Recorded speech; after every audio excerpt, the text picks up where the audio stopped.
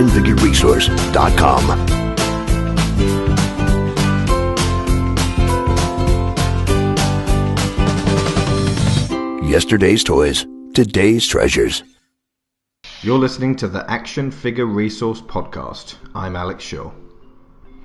Skylanders: Spyro's Adventure was released on Xbox 360, PlayStation 3, Nintendo Wii and Nintendo 3DS in October 2011. Since then, more than 30 million toys compatible with this game have sold so far, with sales exceeding $500 million. The game itself is a series of 26 dungeons over 8 different environments, each corresponding with an element. The standard water, fire, earth and wind are joined by technology, magic, life and undead. Accompanying the game were an initial wave of 32 figures with 4 per element. This is now expanded to 48 with the sequels Skylanders Giants, each sold separately. Bundled into the starter set is a glowing chip reader named the Portal of Power, and when you start the game you are asked to place a figurine on the portal. You then play as that character, exploring each dungeon in a similar style to Diablo and Torchlight, only simplified and very accessible to children. All the money and experience you earn as the character is encoded onto the chip in its base. Therefore, if a friend brings over their Skylander figures, they are effectively importing the characters they have built up already into your game for the duration of play. You can pair up and get 2 Skylanders playing at once, whether it's 2 of your own or a mix and match with your friend's collection. And this is done very simply with a drop-in, drop-out gameplay and very little fiddling with accounts, because human ownership is applied to each toy and they effectively remember everything they have done. You can also swap characters at any time during solo and 2-player mode simply by switching out your figures on the portal. It's faster and more fluid than you would expect. While bringing your characters' profiles to a friend's house has been possible on console in some form or another since the inception of memory cards around the original PlayStation era, this is the first time that experience has been tied to a toy. This builds a particular fondness and attachment to your own Skylanders and a desire to accumulate more. The levels themselves are appealing open environments with switch, lever and slider puzzles, doors to unlock and hundreds of critters to blast to bits, and collect the precious experience and credits that they drop. This can be exchanged for skill upgrades that make your characters more powerful and more varied, so again the compulsion is there to swap out characters frequently and keep everyone as powerful and leveled up as possible. Each Skylander has 1 life per level, so if you only have 3 from the starter set, then the later levels, and especially the bosses, can get quite tricky. A complete collection of the first series would effectively give you 32 lives. Those with children aged between 5 and 11 will find a brilliant way to bond here, and sharing your collection could become something of a family pursuit. The drop-in, drop-out gameplay means that if they or you get bored or called away, then the quest can continue. The tone is cartoonish, tongue-in-cheek fantasy with lots of bright, colourful creatures and a somewhat hapless big bad villain named Chaos, voiced with gusto by Richard Stephen Horvitz, whom some may remember as Invader Zim, or Bumble, the guide in Connectimals. Patrick Warburton, Kronk in The Emperor's New Groove, and Joe in Family Guy will be instantly recognisable too as imbecilic hero Flynn.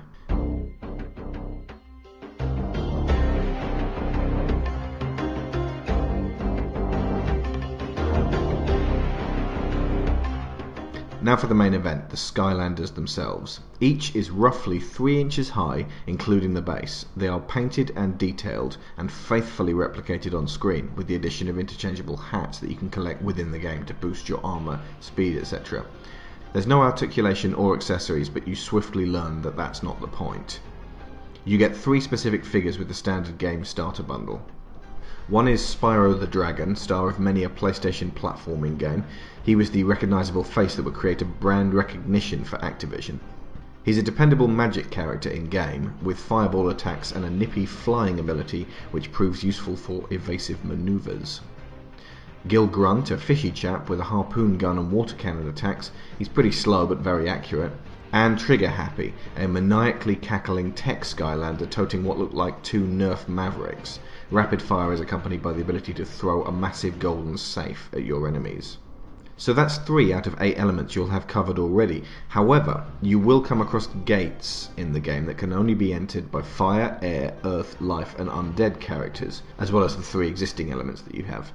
Now these are side roads and don't need to be journeyed down to see the end of the game, but if you want the treasures, items and secrets hidden behind these gates, you should consider getting at least one from each of the 8 types.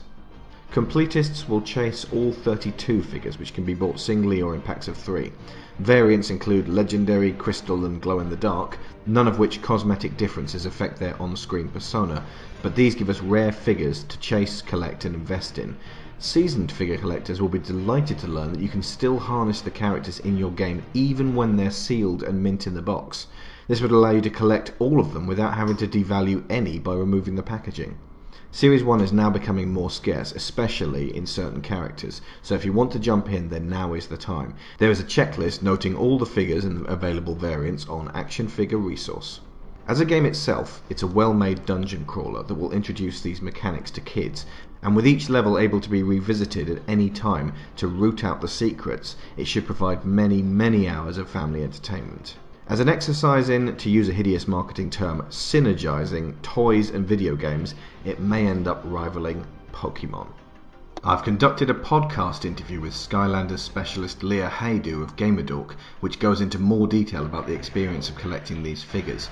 You're listening to the Action Figure Resource podcast. I'm Alex Shaw. With me is Leah Haydu, former chief editor of the GamerDork website and current producer and host of the Dorkcast, which features endlessly compelling gaming, reading and watching discussions.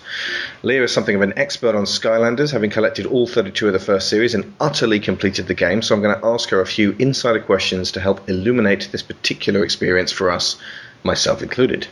Hello, Leah, and welcome. Hello. Okay, so question 1. How did you first get into this game?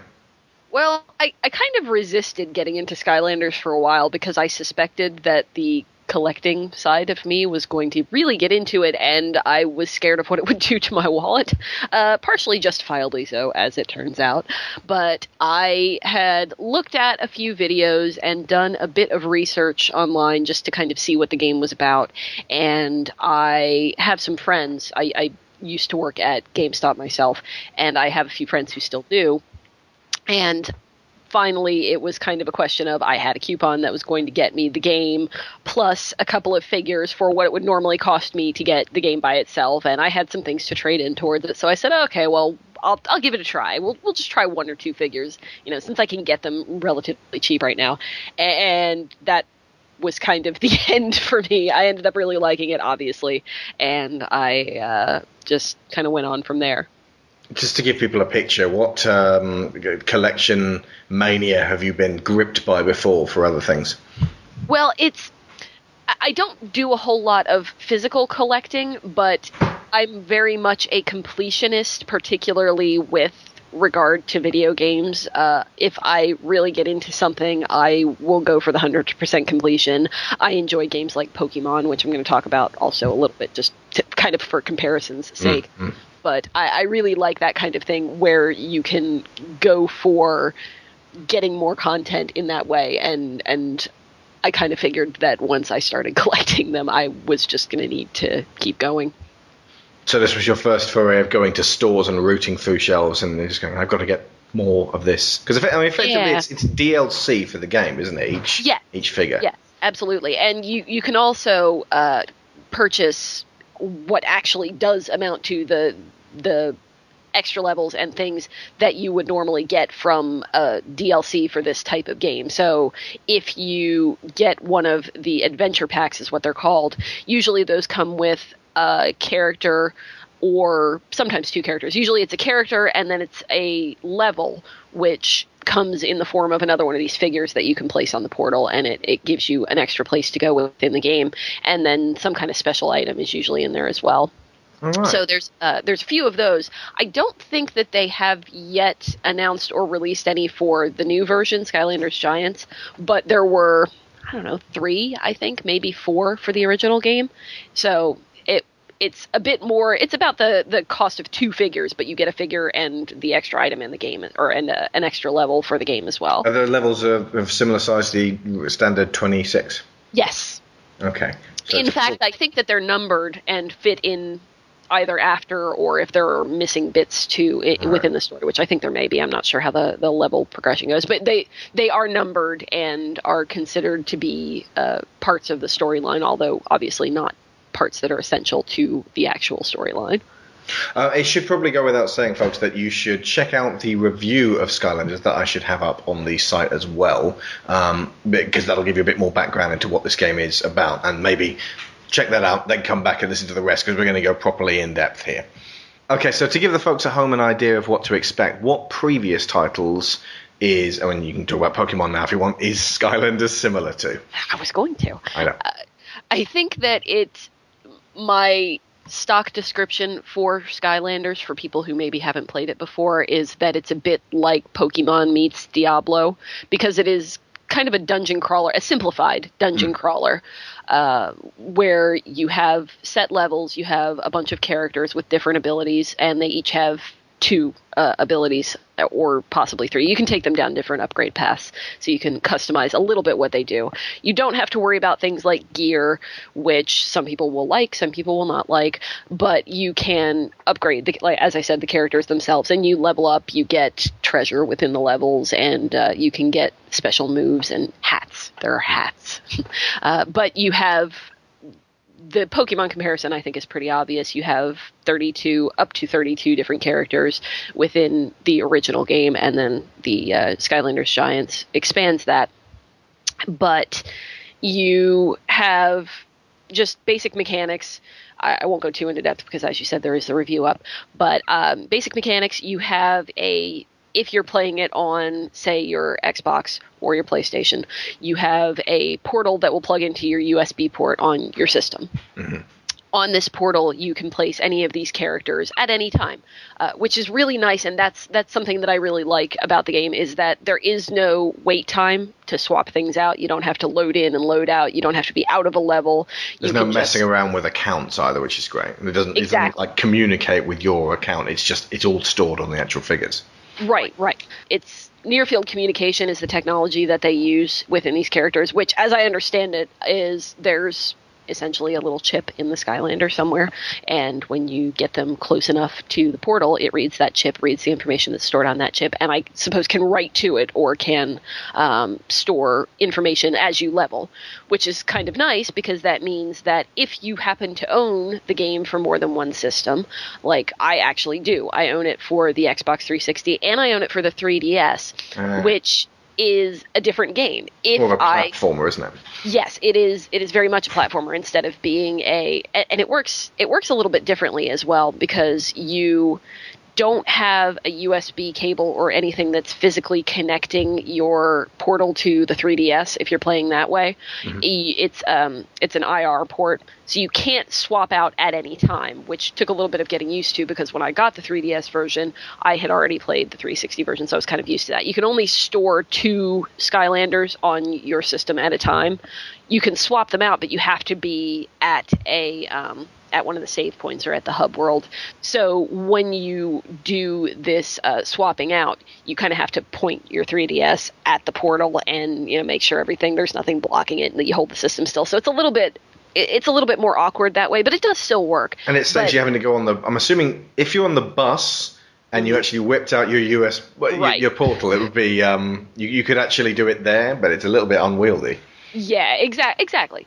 So not so portable. It is a little bit more portable that way. Yeah.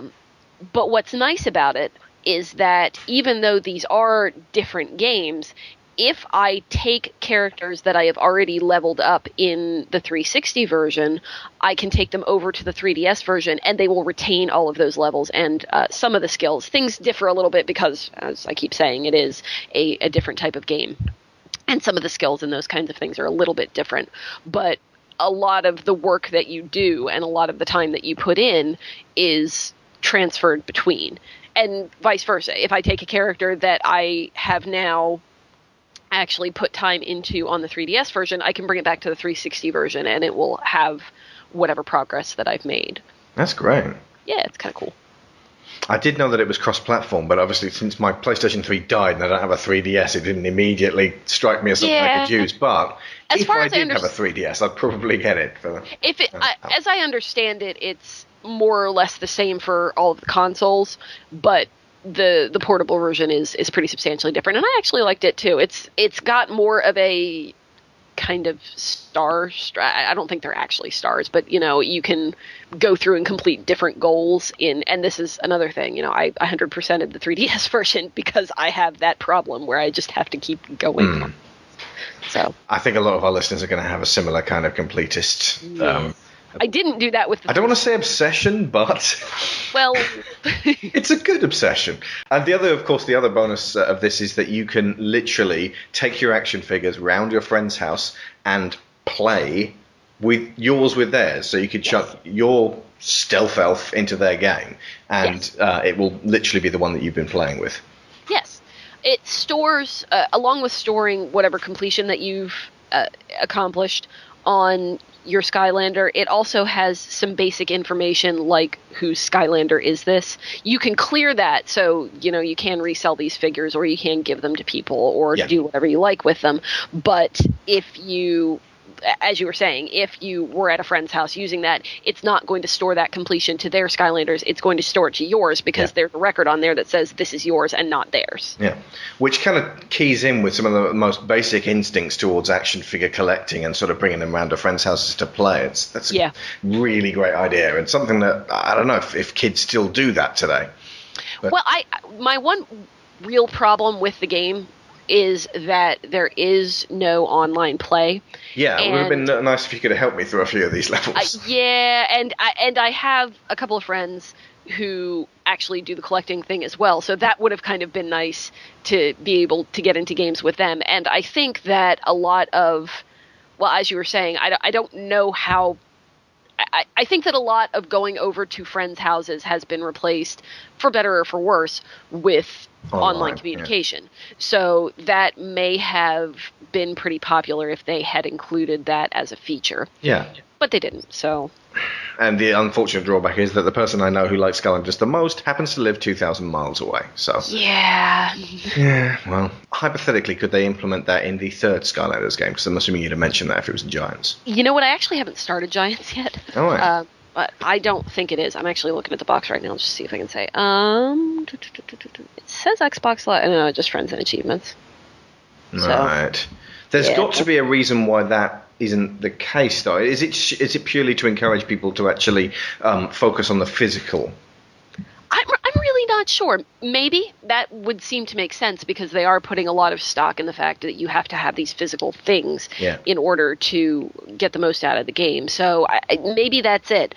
I'm not really sure. It would seem to be something that wouldn't be that big of a deal. Or difficult, yeah. Yeah. Okay, so question 3. God, we've only on 2 so far. How much collecting is really required to see most of the game? Have you 100%ed the 360 version? I have not, no.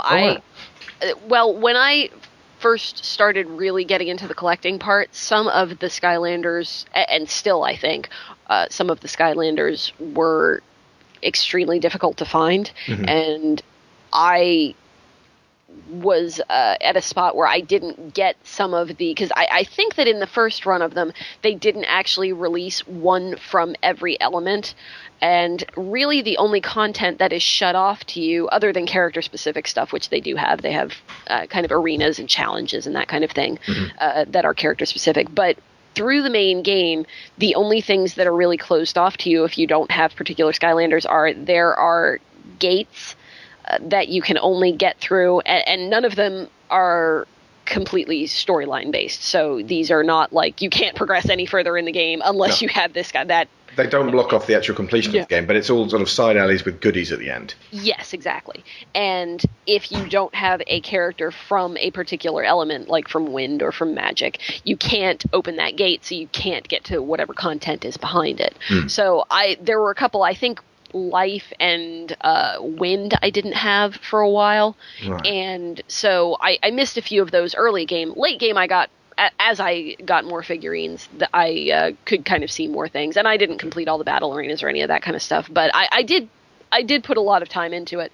And feasibly, because you can go back in, you can jump back into any level though, can't you? Oh yeah. So I mean, feasibly, could you go check out a game FAQ, Sure. and go, right, so there's this, and this in the first level, set your Skylanders to one side, and then literally go through the level with you keeping your eye out for these particular gates. Oh, yes, absolutely. If you have the time. Yeah, I have so many other games, but yes, I could. Okay, so hypothetically, it's possible to keep going back and then just work your way through the game. That's good, specifically for completionists. Yeah, I mean, minimum to see everything that you could see, other than, like I said, the character-specific stuff, you would need one from each of the 8 elements. Yeah, so there's fire, that would unlock earth, all the gates. Wind and water, life, undead, which is the opposite of life, is undead. Life, undead, magic, and tech. Go planet. No, but the original set comes with, let me see if I can get this right. Spyro. Comes with magic. Yep. It's magic. Spyro, Gilgrunt, and who is water. Trigger Happy is tech. Tech, yeah. Yes. And annoying. Yeah, and honestly, I didn't end up, except for really Spyro, I didn't end up using any of those particularly. Spyro is useful. He's got the spread burst of flame balls, and he can also, with his flying, he can dodge out the way, which proved useful for boss fights. And then the 3DS version comes with slightly different ones. It comes with Dark Spyro, it comes with Ignitor, who obviously is flame, and I don't remember who the third one is. I think it's Gilgrunt also. A lot of Gilgrunt there. A lot of love for one. He's a good character. I got water ones that I liked more, so... So feasibly, you could just get 5 more Skylanders and see almost all of the game. Yes. But each character has their own challenge room as well, so every time you buy a new Skylander, you'll have more stuff to do with that character too. Right. Okay. And also, this is quite... it's not sneaky, but it's a shrewd idea. You collect gems throughout the levels. I think there's 1 per level where... Oh, no, it's got to be more than that, actually, because there's 26 levels and 32 Skylanders, where it gives you a move for that character, and it says, would you like to see is it a preview of this character? I think, it's a video or an introduction or something like that. So you get a little 30-second video. Yeah, right. It'll show you how kick-ass Lightning Rod is, or something like that. Yes. Which is kind of a great way of effectively putting toy commercials inside the actual game. They were genius in their marketing for this. I think they really nailed, and I don't even think they expected it to be as popular as it was, but I think they knew exactly what they were doing, and despite the fact that I'm not 6 years old, it hooked me anyway, so. Cinder, he's the undead dragon, plus he glows in the dark. Dude, he is! That's awesome! That's Cinder. And then you find yourself going down to Toys R Us to look for Cinder. Oh, actually, speaking of which, glows in the dark, I have to ask about all these variants, because there's going to be a lot of people out there who are fiends for collecting rarities, variants, and chase figures. So, have you ever dabbled in that? I have not, and I'll tell you why. I pulled up a list. What I did on my Amazon wish list was I created a separate little section for Skylanders, and I put, just for fun, I put some of the rare variants on there, and just to kind of see and figure out how awful they were going to be if I ever decided to go that far. Awful in terms of how much it's going to cost you. Oh yes. Okay. Right. So I for reference, I have never paid more than retail for one of my Skylanders. Okay. There were a few that I probably could have gotten earlier if I'd been willing to. No, I was spending enough, I figured, so I didn't do the go to eBay, pay $30 for something that normally costs $9. Right. But for reference sake, oh gosh, we have Skylanders Crystal Clear, and I can send you links to these if you like.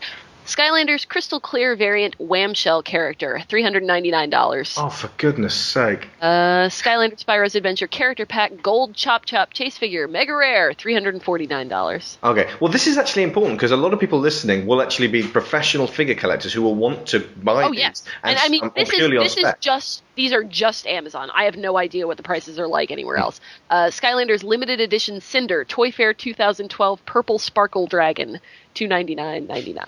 Just out of interest, I'm assuming you can't actually use them if they're still in the boxes. No, you can. You can? Well, because of the near-field communication, it doesn't actually have to be in contact with the portal, so yes, you can. So you can feasibly keep each of these Skylanders mint in the box and keep them playing. That's important. Yes, a lot of people are going to be like, all right. Yeah. And it's also important to note, although if you're paying this kind of money for one of the limited edition figurines, you're probably not doing it simply because you want to play with them.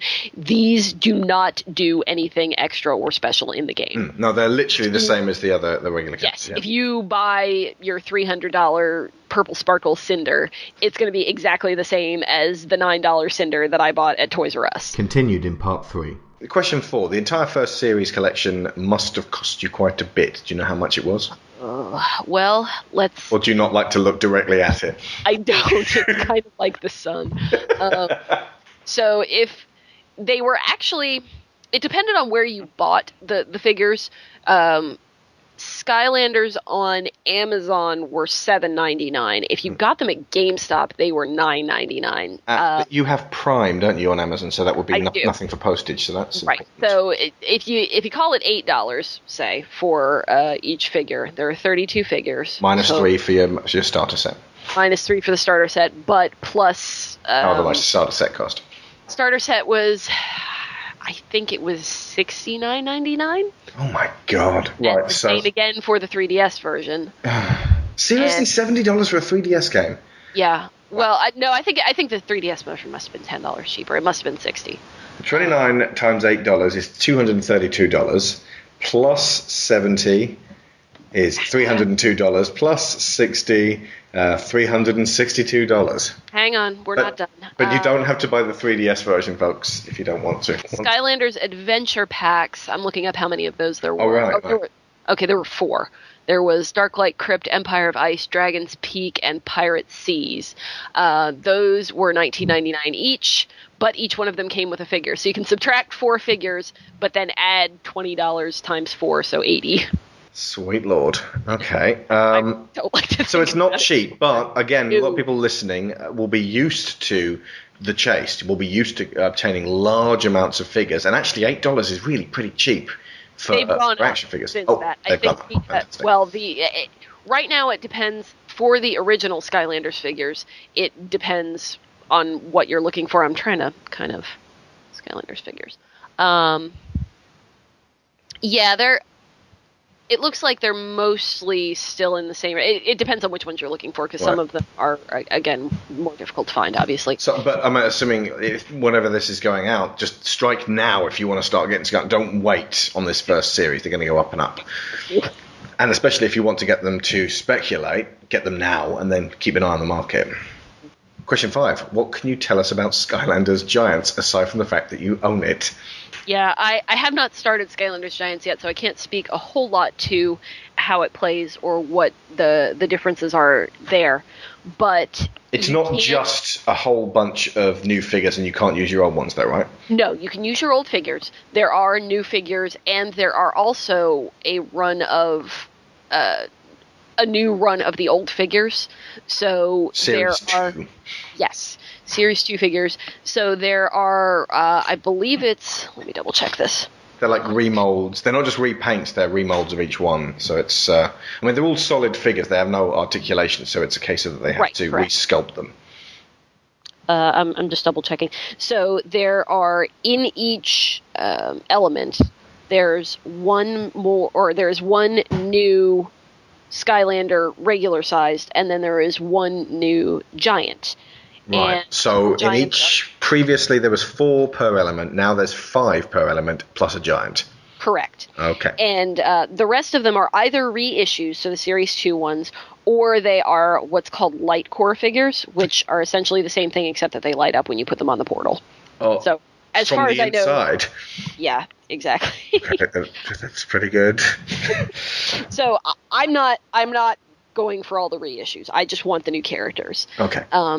But there are plenty of new versions of these characters if that's what you want to get into. Yeah. So, I mean, you could also, if you're starting right now, you could just start off on Series 2, and actually it would be a little bit less expensive right now. Yes. Okay. You cannot use the new figures, the brand new characters, in your old Skylanders game, but I'm pretty sure that you can use the old version, the new versions of the old characters in the old game. Right. I'm assuming they're literally the same chips. They are. Now, since the level cap is raised in the new game, there are going to be some skills and abilities that you won't be able to use if you bring them back to your original Skylanders game. I'm assuming they're just what's the level cap on the first game? 10. 10. So if you got a level 20 drill sergeant and you bring him into your old game, it will just knock you down to the absolute max that he could have had in that old game. I think so. Now, I haven't tested. Speculation, but it's I'm not 100% sure. But yes, I think that's how it works. Okay. So far I have purchased, I purchased the Xbox 360 version, and there are two versions of Skylanders Giants for your consoles. There is the what's called the Portal Owners Pack, so that's the one that I bought, which is if you already have the game, you already have a portal. You don't need another portal, okay. Right. So it's a little bit cheaper. And it comes with one of the new giants. It comes with, what's his name? It comes with T-Rex, who is the life giant. Mm-hmm. And if you want to start completely fresh and you don't have a portal yet and you haven't gone for the original Skylanders game, then you can buy a different pack that has the portal. And I think that the one that comes with the portal also has one of the smaller figures with it too. I'm not sure which one. And do you get a giant? You must get a giant. Yes, you get a giant and you get one of the other figures, the normal size. So you get a portal and a giant and a regular dude. So, right. Okay. Okay, the giant. How different are the giants? I'm assuming it's the same style of game to look down on in terms of like screen noise. Yeah, they're about. I'm kind of looking at them now. They're about twice the size, I guess, of and they differ a little bit because some of them are built differently than others, but yeah, they're about twice the size. You can put more than one figure on the portal at a time. You can use them just like you use the regular figures, but they're obviously bigger. And from what I understand and from some of the videos that I've watched, they're a little bit slower, but a lot more powerful, obviously. Gotcha. So they're going to have very specific uses. They're probably not going to be figures that you'll use all the time, but might pull in for certain specific things. Gotcha. Okay. So currently I have the giant that came with my set, T-Rex. I also bought, when I bought the game, I bought one extra giant and one extra regular figure, and then I've bought another extra regular figure since. So currently I have T-Rex, and Swarm is the other giant that I got. And then the little ones that I bought were Chill and Sprocket. So that leaves me with 6 more of each to get, if I want to catch them all. So you get 6 more giants, and then the remaining 6 from the regular size. Correct. All of these new element ones. Yes. Okay. Right. So how do you display these Skylanders? You know, I actually don't, and that is something I know you actually don't. That's why I'm asking you. Thanks. I have a couple of them on my shelf of geeky things. Mostly those are just doubles and the ones that I don't really use. Gotcha. I collected mine because I wanted to use them. I'm not really a show things off on a shelf collector, although with these I have so many of them, and they are really nicely done figures. They're not just some little cheap things. They don't move, they aren't articulated, but they look nice. The production quality is pretty high on them. So it is something that I wouldn't mind displaying, but currently I don't, except for just a few of the doubles that I happen to come across. Otherwise, I just store them in a big plastic tub. At one point, I had to upgrade because the plastic tub was not large enough for all of my stuff. That was a depressing day. I looked at my tub and I went... How many more Skylanders games worth do you think you will manage to fit into this one tub? I'm pretty sure that all of well, I don't know, man, with the giants. They're pretty big out here. Yeah, they are, and I'm confident that I can easily fit all of the normal Skylanders from the new series in there. See, I think that I don't know about the giants. I might have to find a shelf for those. I was going to say, hypothetically, I think a person could get themselves a small bookcase designed to hold CDs or something, and could easily line these up and put them into whatever order they want, and they actually do display really quite neatly. Yeah. And especially if it's close to your gaming setup, you could then just go, right, I think I will have Whirlwind, and then you grab it off there, and yeah, a nice way to arrange them. They do sell a few things that you can use to kind of display some of your Skylanders. As far as I know, there is no official case or display unit that will accommodate all of them. For the most part, it's kind of smaller numbers of them. They have, I guess they look sort of like battle arenas where you can put out, I think that the largest one will accommodate one from each element. So if you want to kind of bring out your favorite ones, or maybe the ones that you use the most when you're playing the game, and have those just kind of ready on your Skylanders brand display unit, then you can certainly do that. Or you can, like you were saying, just make your own and kind of display things more as you would like. Doesn't necessarily enhance play, but it looks cool. It does look cool. Okay. Like I have, my giant Tubbo Skylanders, so I can just kind of stick my hand in there and come out with one that I would be using, but that is completely not how I'd be doing it. But yeah, there's going to be people listening who are like, "Yep, I could totally do that. I'm with the tub," and there's others who are having like heart attacks here. Thinking, yes, I'm quite sure. I'm sealing these in bulletproof lucite as long as I can still play the game. But yeah, I mean, the way that I usually ended up playing when I was playing through the first time in particular was I would have 2 or 3 Skylanders sitting on my desk kind of next to the portal that would be the ones I would be most likely to swap in. And if I came to something that I really needed a different one for, then I could go into the tub and kind of look around and see what I needed. There is a feeling of like I should be leveling up someone else if you've been leveling one guy for a particularly long time. And you will reach that level cap not supremely quickly, but if you favor certain Skylanders over others, then yeah, you'll level cap them. And then what I started to do, the only problem with doing that is that if you jump into late game with a Skylander that you haven't used at all, it's a lot more difficult because they're counting on the fact that you have used them at least a little bit. It's not impossible by any means, and if your Skylander dies, you can just put another one on there. So it's not that big of a deal. Do the enemies scale? So if you... No. Oh, no, they don't. Right. No, so they don't. You'd have to go back and start playing the earlier levels just to level up your new ones. Yeah, or you can put him in until he dies, essentially, and because he's not going to lose experience if he dies. So okay. If I have a brand new Skylander and I just want to put him in for a little while to get maybe a level or two, that will happen pretty quickly if you're in a later level. So he's going to require survive for very long, but... So it is going to require some sort of shrewd playing to actually get your Skylanders all to a decent level. Yes. Okay. And I still have a lot of Skylanders that I didn't use very much because I got them when I was close to the end of the game, or I just didn't like how they played as much as I liked some of the other ones. So I have a few that are pretty low level. So did you encounter any problems along the way during your collection? Not really. I just in terms of finding certain Skylanders.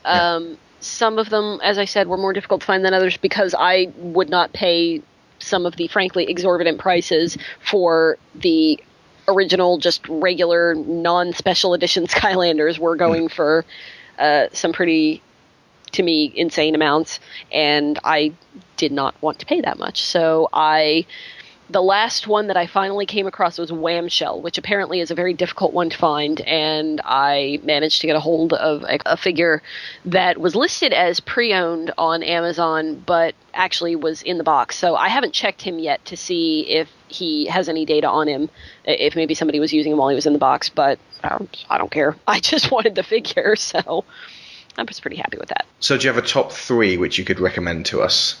I had to think about this one for a while. Yes, I do. I started out with Hex and Eruptor, and I didn't end up liking Eruptor very much. He's kind of slow, and he's a decent character, but he's a little bit slow and not really to my playstyle that much. But I ended up really liking Hex, who is an undead character and has a lot of kind of projectile attacks. So I would say Hex. I would also say Whirlwind, which is one that I didn't get until later on. As I said, some of the wind characters for some reason were kind of difficult to get a hold of, but when I got Hex, a little later on when I got Whirlwind, I ended up kind of liking Whirlwind, who is a dragon crossed with a unicorn, so you can kind of understand why I would think that's awesome. And she shoots rainbows at things. So, seriously? Oh yeah, it's a rainbow unicorn dragon. Watch the video, man. There's one on the actual game. Yes, so Whirlwind is a rainbow unicorn dragon, and I thought that was awesome.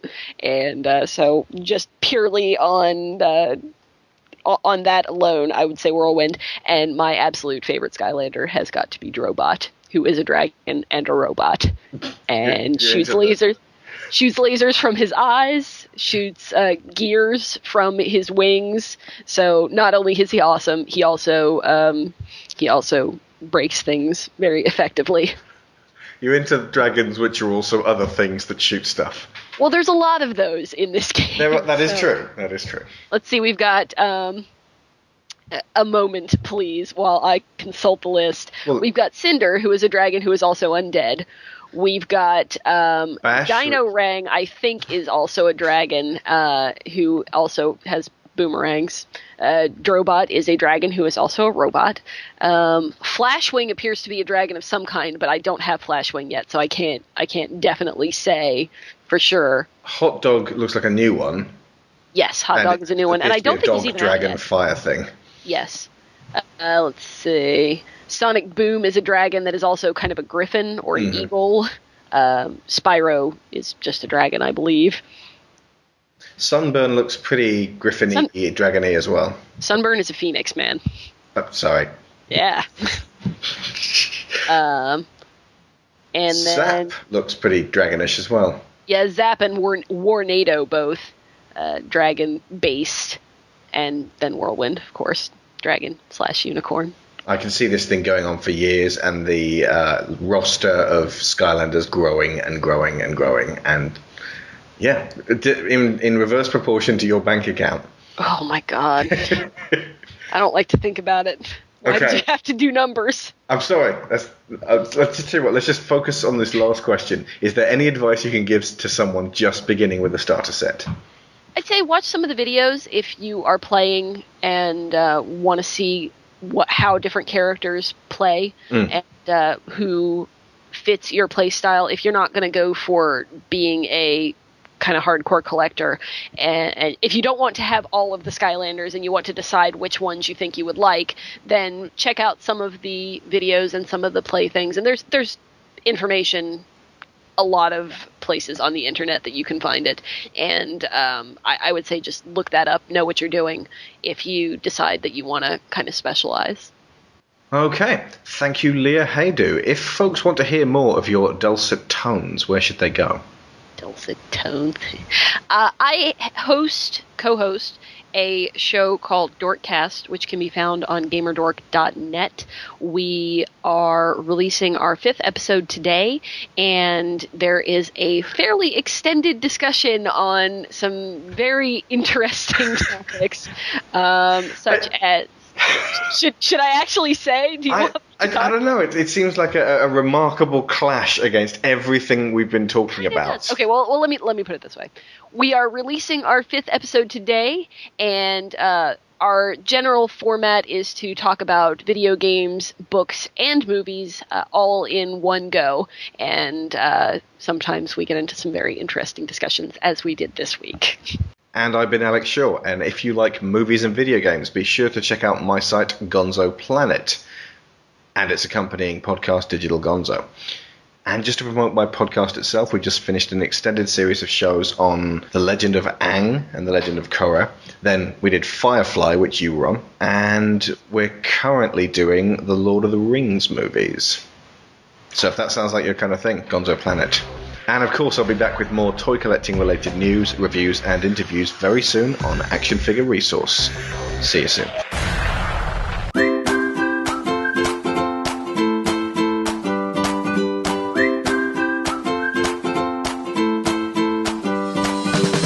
ActionFigureResource.com.